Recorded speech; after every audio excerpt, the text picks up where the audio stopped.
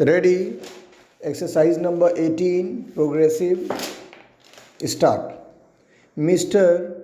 Vice Chairman, sir, as a basic human need, shelter comes next only to food and clothing.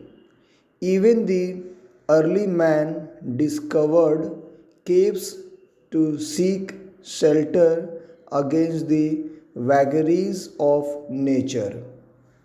Today, with rising population, many of the developing countries have to cope with and differ malnutrition, disease, illiteracy, and hunger, yet it is the housing problem which seems to be the most practicable one. About one fourth of the world's population either houseless or lives in abysmally poor and unhealthy environment. In India, sir, according to the 1981 census, 2 lakh urban households and another 4 lakh rural households have been without shelter.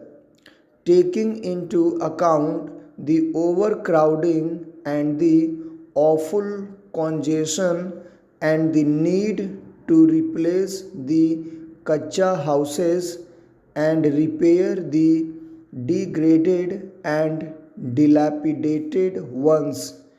The actual housing deficit is to the tune of rupees 60 lakh in urban areas and 190 lakhs in rural areas. This deficit of housing is expected to rise to 40 millions by the year 2000 AD. Sir, 20 to 25% of the urban population in India lives in slums, which lack or are totally without basic services.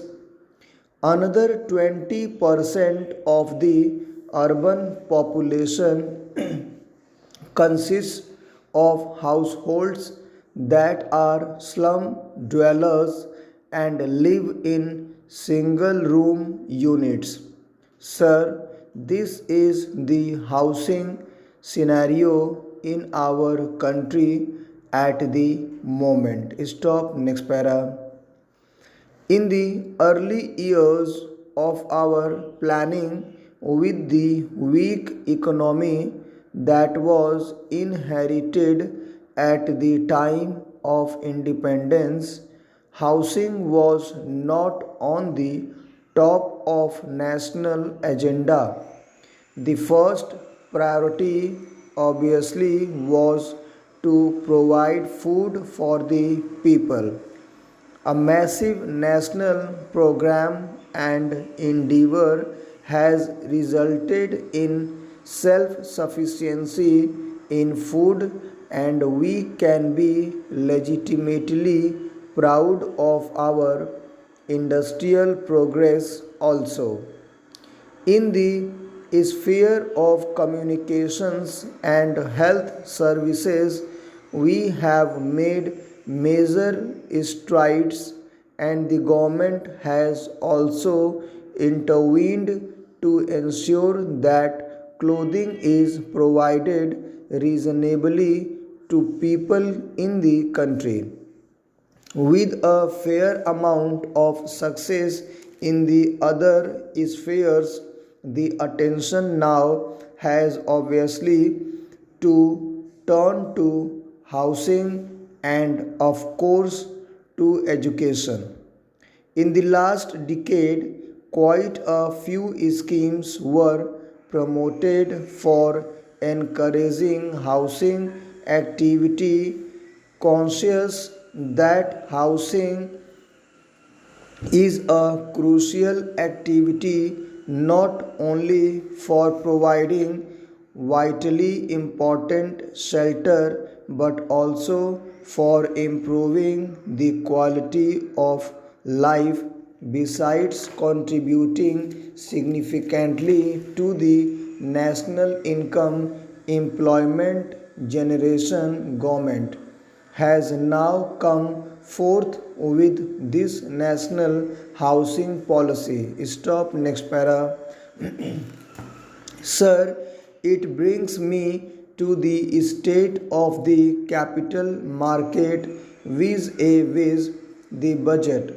I would have expected as a student of economics, given the budgetary dispensation, the capital market should have shown dispensation.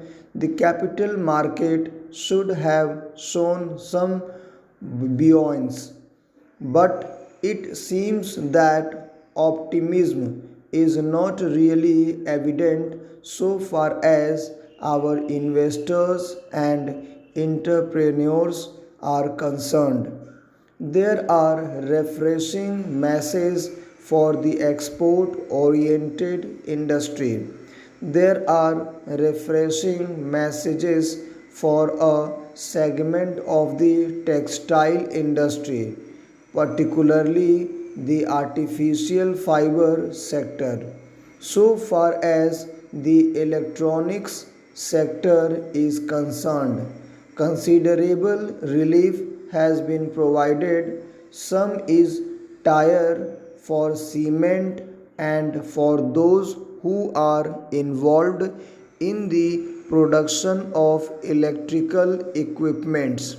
Yet the share market through these industries has not shown buoyancy. In addition, the venture capital fund set up has been revision of a better kind. Still further, the tax exemption has been provided to the dividend income by additional rupees 1000, but all these cumulatively should have added optimism so far as the capital market is concerned. Maybe what somebody called the investors or industrialists are characterized by the Oliver Twist syndrome. Fortunately for history, let it be recorded Oliver Twist needed money. I am not so sure as my friend indicated whether the same is true for our investors. At least all investors or industrialists need to shake off an element of excessive greed. Several things are good, but it is not making them happy. Will you stop? Next para. Something which is not there or the lines which are there could be a lot more perhaps will make them happy. This is a part of human expectation, but from the macroeconomic point of view, one would have thought that what they have got they should be grateful for in their own interest, if not the interest of the economy. There is a fear that there could be bearish conspiracy and manipulation of the stock market situation. Financial writers have written about it. If this is true, then the finance ministry should look into it. What is ailing the stock market or the capital market? Some reforms are underway, but perhaps much